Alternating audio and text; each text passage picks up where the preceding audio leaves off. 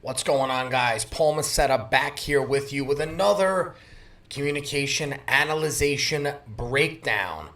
Once again, my name is Paul Macetta. If you're new to the channel, I'm a researcher in the world of human communication, things like influence, persuasion, NLP, psychology. So if you're interested in learning about stuff like that, consider subscribing. Guys, real quick, I'm actually going to create a separate channel called Supreme Dialogue. And that channel is going to be dedicated to these analysis breakdowns. I'll put a link in the description to the other channel. Make sure you go ahead and subscribe to that other channel because I'm going to be doing this type of content on that channel moving forward. Okay, with that being said, we're going to jump into today's video. Today's video is a TED Talk from Simon Sinek from 2010.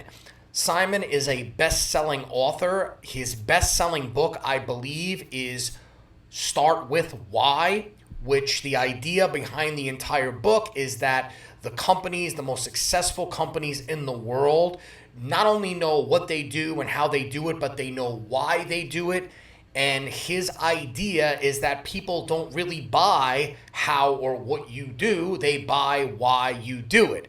Now, I may or may not disagree or agree with that statement because I know plenty of people that make lots of sales and the customer doesn't care why they buy the product or the service. But that just goes to illustrate what I want to show you in this video of how strong his idea is and how strong he presents the idea. So lots of times when I do these types of analysis, I'm looking at what the person's saying, how they're saying it, their body language, how they're communicating, etc.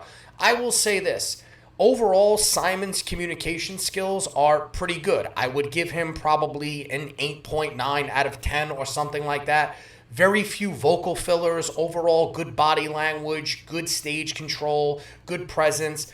But where I give him a 10 is his ability to communicate his idea. Because like I said, whether or not I agree with his idea or not, you cannot underestimate the power of how good he communicates that idea. In fact, watching this video years ago was the single thing that prompted me to go buy his book and read it. So without further ado, let's jump in and watch this one together.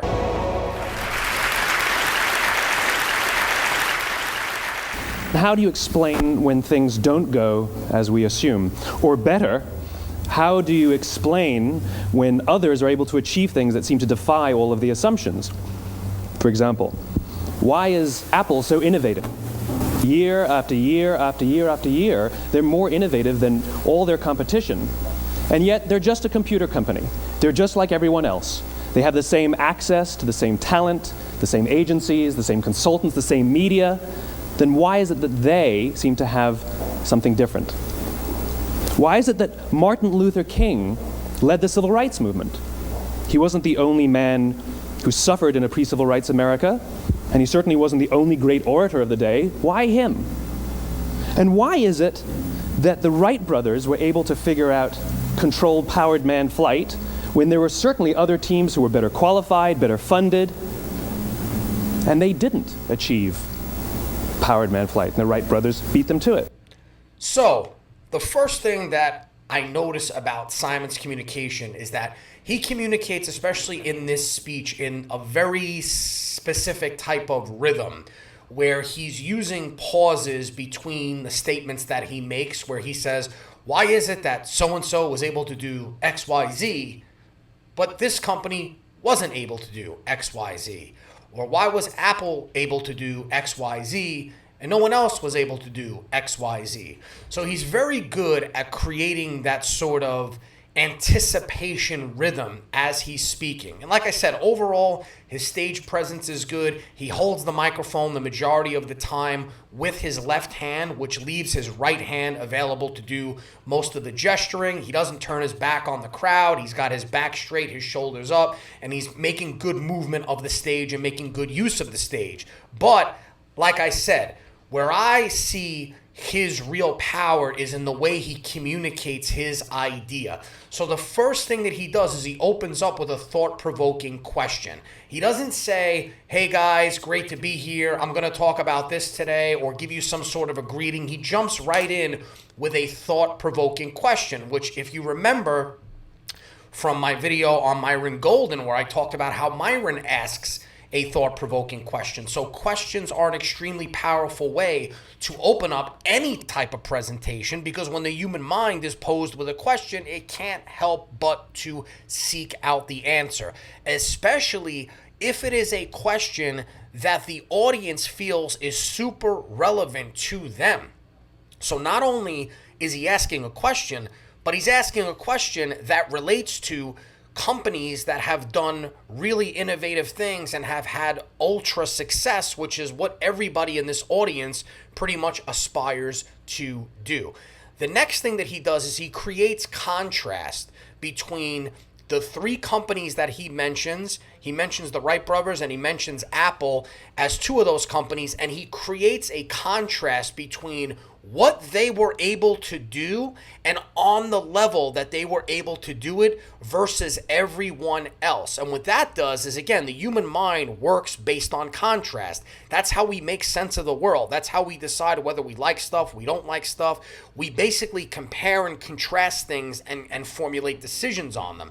So what he's doing is, by comparing the success that the Wright brothers and Apple had in comparison to all their competitors, it further strengthens this idea that he's about to introduce. Good.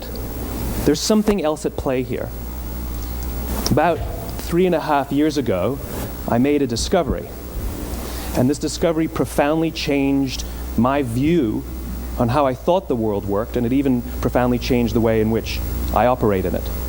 As it turns out, there's a pattern. As it turns out, all the great and inspiring leaders and organizations in the world, whether it's Apple or Martin Luther King or the Wright brothers, they all think, act, and communicate the exact same way, and it's the complete opposite to everyone else. Very, very powerful what he's doing there. So again, now he's drawing a parallel between what these ultra successful people and companies have done, what they all have in common, and how that commonality is the complete opposite of what everyone else does. So what this does is this creates a huge amount of intrigue and curiosity, because now people want to understand, wow, what is this commonality? Like, what is this parallel? What is this thing? What is this secret that some of the best people and companies in the world know and use that I don't know about? All I did was codify it. And it's probably the world's simplest idea. I call it the golden circle.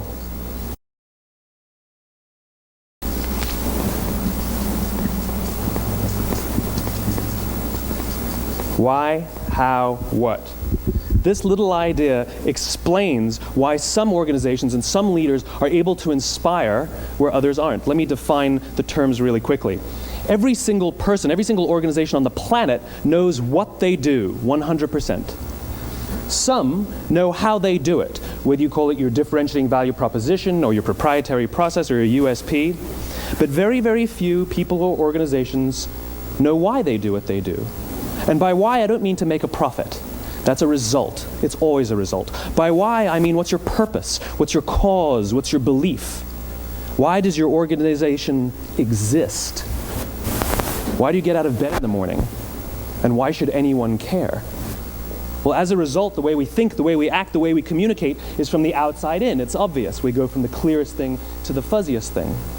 But the inspired leaders and the inspired organizations, regardless of their size, regardless of their industry, all think, act, and communicate from the inside out. Let me give you an example. I use Apple because they're easy to understand and everybody gets it. If Apple were like everyone else, a marketing message from them might sound like this: we make great computers. They're beautifully designed, simple to use, and user-friendly. Want to buy one? Meh. And that's how most of us communicate. That's how most marketing is done, that's how most sales is done, and that's how most of us communicate interpersonally. We say what we do, we say how we're different or how we're better, and we expect some sort of behavior, a purchase, a vote, something like that. Here's our new law firm. We have the best lawyers with the biggest clients. We always perform for our clients, do business with us. Here's our new car. It gets great gas mileage. It has, leather seats. Buy our car. But it's uninspiring. Here's how Apple actually communicates. Everything we do, we believe in challenging the status quo. We believe in thinking differently.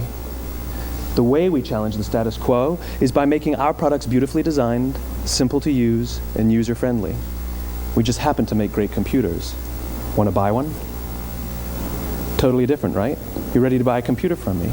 All I did was reverse the order of the information. What it proves to us is that people don't buy what you do, people buy why you do it. People don't buy what you do, they buy why you do it. This explains why every single person in this room is perfectly comfortable buying a computer from Apple. But we're also perfectly comfortable buying an MP3 player from Apple, or a phone from Apple, or a DVR from Apple. But as I said before, Apple's just a computer company. There's nothing that distinguishes them structurally from any of their competitors. Their competitors are all equally qualified to make all of these products. In fact, they tried. A few years ago, Gateway came out with flat screen TVs. They're eminently qualified to make flat screen TVs. They've been making flat screen monitors for years. Nobody bought one. And Dell came out with MP3 players and PDAs. And they make great quality products, and they can make perfectly well-designed products, and nobody bought one. In fact, talking about it now, we can't even imagine buying an MP3 player from Dell. Why would you buy an MP3 player from a computer company? But we do it every day. People don't buy what you do, they buy why you do it. So that is ultimately the idea that Simon is conveying throughout this entire presentation. The idea that he is conveying is that people do not buy what you do, they buy why you do it. So the first thing is he's super clear on his idea. So anytime you give any sort of a presentation, whether you're telling a story, you're giving a speech, you're creating a marketing campaign, really the purpose of that communication should be to convey an idea. Now, ultimately, that idea can lead to different things. It could lead to people thinking a specific way, acting a certain way, having a new opinion on something, having a new belief about something, experiencing a certain type of emotion or feeling a certain way. But at its core, you should always be trying to convey an idea, and you should always be crystal clear on what that idea is. And Simon is absolutely positively crystal clear about what his idea is. I mean, he wrote a whole book about it and built a whole brand and wrote subsequent books about this idea of finding your why and the customer not buying what you do, but buying why you do it. So he's super clear on the idea. But here's what's really cool is that more than just being clear on the idea, he communicates that idea in a way that nobody has really ever heard of before. And he does it by creating that golden circle and then basically saying, like, look, this is the way our minds think. And it just so happens that the greatest communicators and companies in the world that are great at communicating, they communicate in a way that's aligned with the way that we think and process information and emotions. And everybody else is doing the opposite. And that's the reason why these companies are so successful. And so what he's introduced is something new and different that kind of shocks and recalibrates the audience. You know, in my marketing courses and in my storytelling courses and all my approaches, I talk about this idea of recalibrating the way the prospect thinks about the problem and the way, and then as a result, the way that they think about the solution.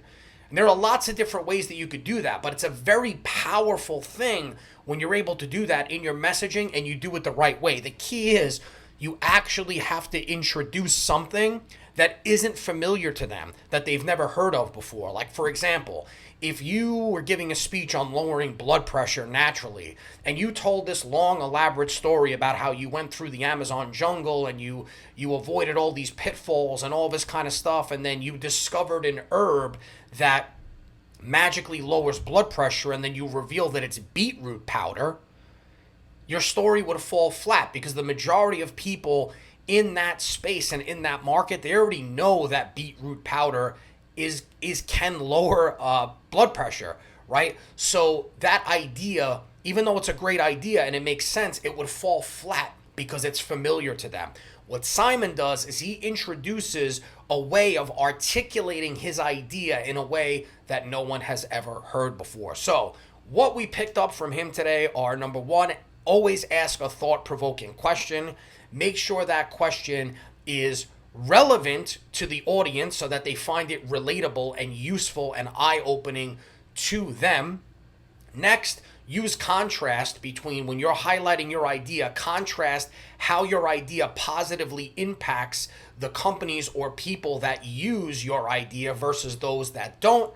And then introduce the concept behind that idea in a way that is new and different to your audience. And that is how you capture attention. And that's part of the reason why this video has almost 20 million views. So guys, like I said, if you enjoy this type of content, leave me a comment below, leave a like, make sure you subscribe to the channel, and go check the comments because I'm putting the link to the new channel, Supreme Dialogue, in there because that's where I'm going to be uploading videos like this in the future.